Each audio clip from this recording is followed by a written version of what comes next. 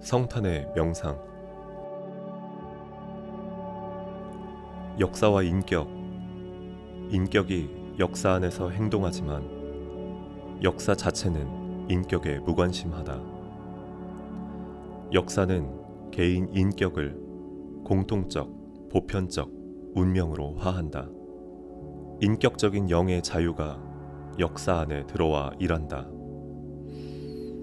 그러나 그것이 역사적 객관적으로 화한 때 영이 아닌 한 개의 물상으로 된다. 그리하여 역사가 그에게 우상이 된다. 즉, 역사 자체의 신화가 시작되는 것이다. 이리하여 역사적 필연이라 역사적 사실이라고 선언하는 때에는 인간은 쉽사리 그 앞에 무릎을 꿇고 복종하는 것이다. 헤겔은 이런 역사 정신의 철학적 화신이었다. 그도 인간 정신의 자유를 운이하였지만 그의 철학에서 인간은 논리적으로 결정론의 쇠사슬에 매여버린 것이다. 그는 역사에게 노예되는 것이 자유의 길이라는 신념을 인간 정신에 침투시키려 하였다. 인간은 역사 안에서만 그 존재의 운명을 가지고 있다 한다.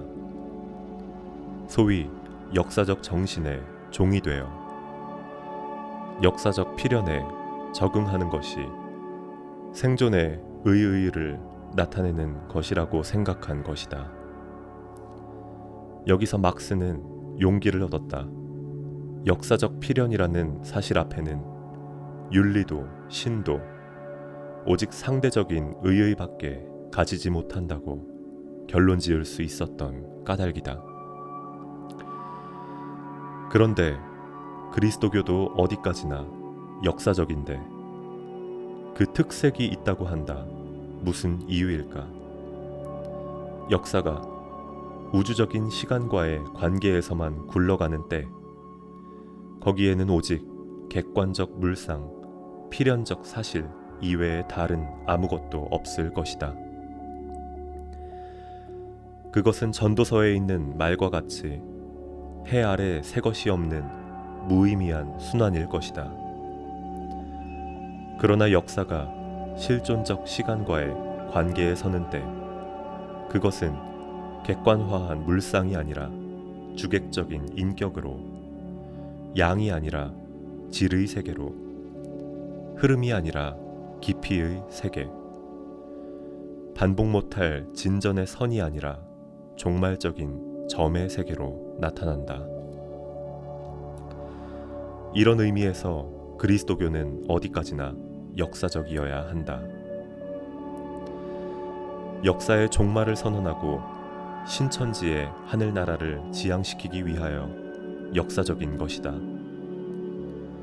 이상 역사가 이하 역사에 돌입한 종말적인 접촉면에서만 역사의 의의가 재인식되는 까닭이다.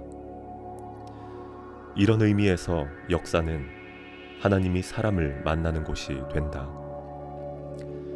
따라서 역사는 우리에게 위기임과 동시에 우리가 인격적 확인을 얻는 존엄한 장면도 여기서 제공되는 것이다. 우리는 역사 자체 안에 있는 권위라고 말할 수 있는 헤겔의 소위 역사의 보편 정신에 반항한다. 도스토옙스키도 키엘케고르도 이에 반항하였다. 적어도 인격주의자인 한 그럴 밖에 없는 당연한 반항이다. 말씀이 육신을 이루어 역사에 오신 그 순간 우리는 이 반항이 정당하다는 것을 시인함과 동시에 새 세계의 기쁨을 가질 수 있는 것이다. 인자는 안식일의 주인이라 함과 같이 인자는 역사의 주인이다.